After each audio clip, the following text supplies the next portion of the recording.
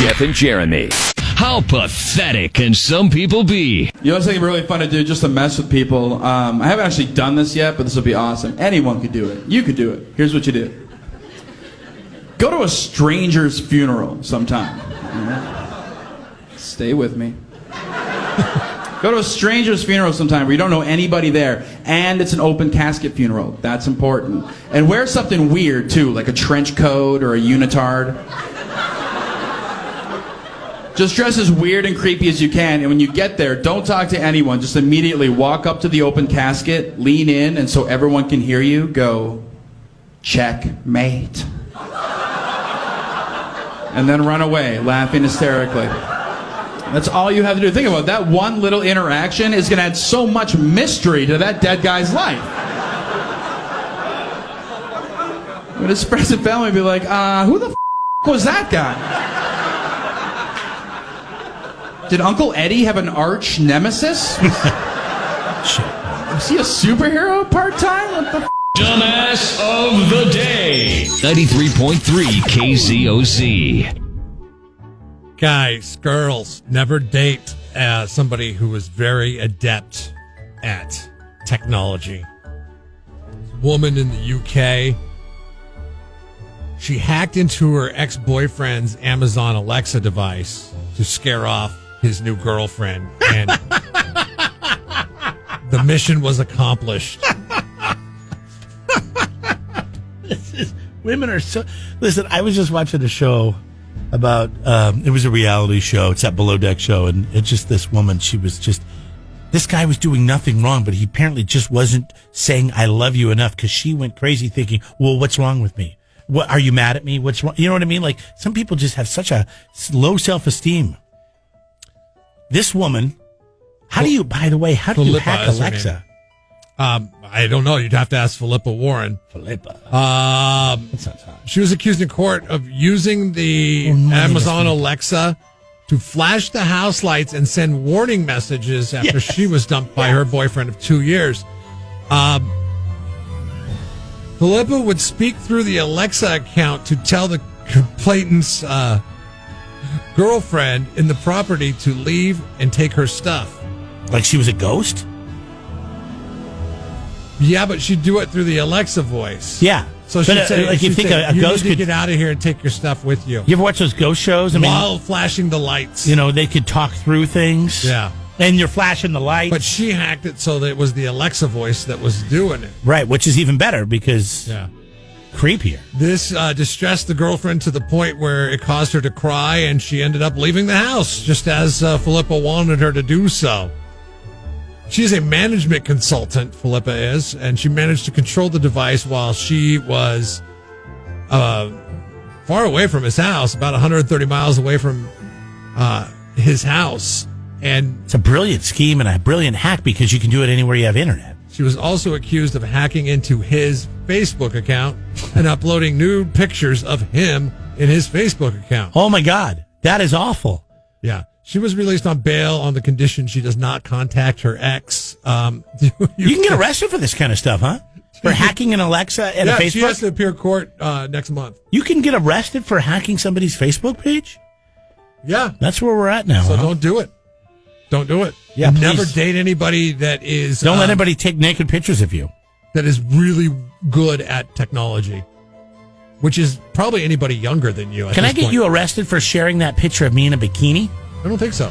Because I'm going to try if you share it one more time. Brian, that's a call out to you, brother. Who's Brian? Bruddy. Who's Brian? I just made up a word. Bruddy. Bruddy and grandfather in the morning. Congratulations, Philippa. Philippa! Your hacking skills have landed you as Jeff and Jeremy's Dumbass of the Day. 93.3 KZOZ. Don't be a dummy when it comes to your landscape supplies. Go to Peterson U-Cart on Augusta Road, just north of Quickie Car Wash in Atascadero. We love U-Cart. You save. Nice. Two actors that are suing CBS because they were in an episode of NCIS New Orleans. There's a lot of NCISs, I guess. They're drilling down to New Orleans. I mean, Christ. Los Angeles. Then they had the OG. Now they do New Orleans. Isn't there one in Miami too? That was CSI. Oh, CSI. Yeah. Different acronym. CBS, they take a successful series and they're like, we got to do this in every city in the country if we can, if they'll allow us to. Now, CSI's gone. NCIS still living, though. I don't know if New Orleans is after what happened. This happened a few years ago, and the lawsuit was just filed in Los Angeles court the other day. The plaintiffs say that CBS failed to obtain the proper permits during a scene in which they were doing a jewelry heist in a strip mall in New Orleans. What ended up happening is the owner of a neighboring store called 911 mid-scene after hearing the actors who were wearing ski masks and carrying guns yell, "This is a robbery!" Yeah. And then the call prompted dozens of heavily armed cops from the St. Bernard, I guess they call them parishes. Parishes, yeah. The St. Bernard Police Department to descend on the scene, holding the actors at gunpoint while this was going down. They say if they'd not immediately complied with the officers' demands because they were wearing ski masks and holding guns, that they would have been killed with one false move. I saw this back when Live PD was on. They were called to a house where they thought somebody was robbing the place. They got there, and there's these guys outside, and they're not masked. And they're like, whoa, we're shooting a movie. It's like some low-budget movie in an apartment building. They didn't get a permit. They didn't tell anybody. They just start doing this in the middle of the night on like a Saturday night. And, of course, people see guys all dressed in black and black masks with guns, and they're fake guns, or they're unloaded. I don't know. Yeah, right. And the cops show up, and I'm like, oh, my God, this could have been bad, like, really fast. Yes, like super bad. Wow. So these two actors, I understand why they're suing. At first, I was like, oh, come on, how bad could it have been? But, I mean, you count on your employer to take care of certain things, like the proper permits, when you're going to be wearing a ski mask and guns and holding guns while fakely, robbing a jewelry store. And why they didn't do this on a set somewhere? Why did the hell did they have to do it in an actual jewelry store? Yeah, no kidding. Like build a set with a jewelry store. Can't you do that? Well, I guess it's just easier if it's already there, then you don't have to spend the budget on it. So this was probably like what I saw on Live PD was kind of a low budget thing. Dozens of heavily armed SWAT officers showed up at the scene. Then they held the actors at gunpoint.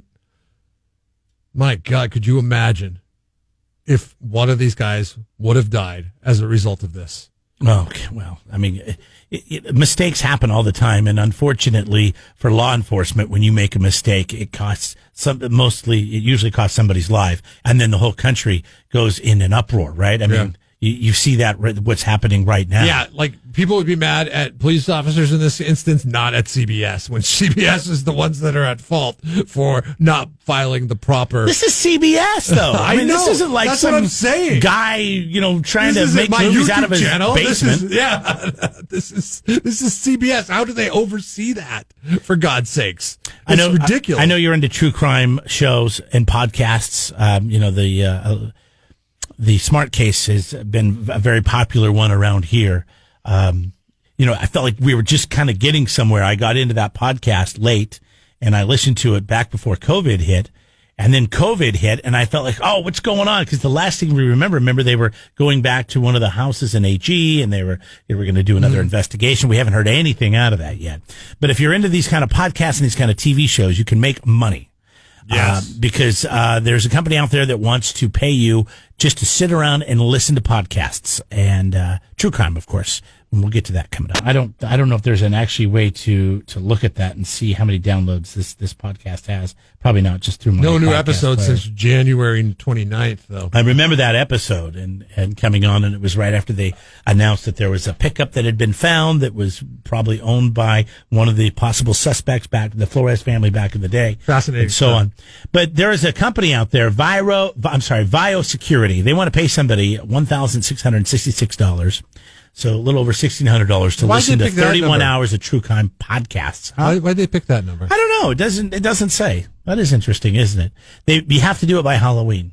So if you're already familiar with this podcast, maybe you listen to it several times, Just like I know some people will go back just like a TV show and watch, episodes over and over on TV. They'll listen to episodes of a podcast over and over. To apply, you just have to write a brief essay. I just think someone around here that's listening to this that is into your own backyard, the smart case, might have a really good shot at winning this, because all you have to do is write an essay about your favorite podcast. If you're selected, you also get a heart rate monitor to record your physical response as you jump from pod to pod.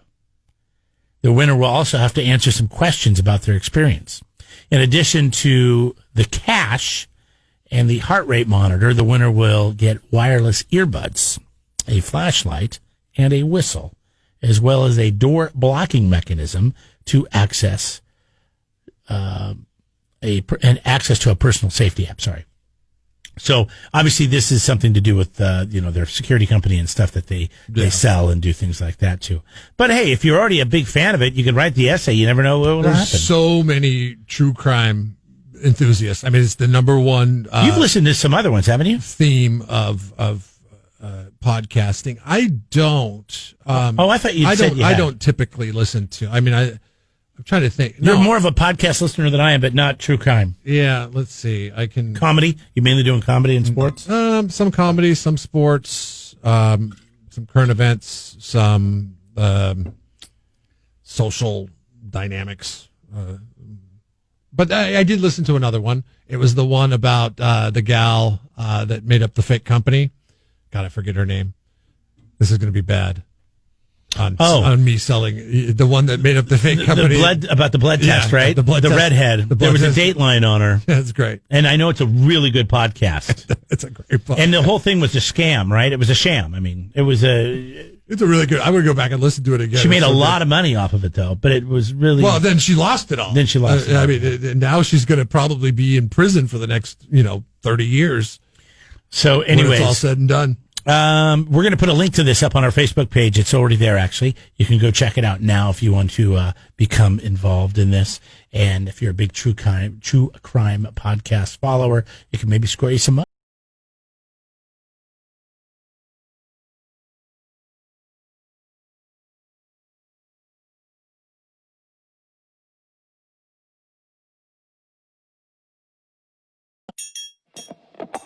Subscribe to the Jeff and Jeremy podcast now on Apple Podcasts, Spotify, Google, and YouTube. It's your Central Coast commute-friendly podcast.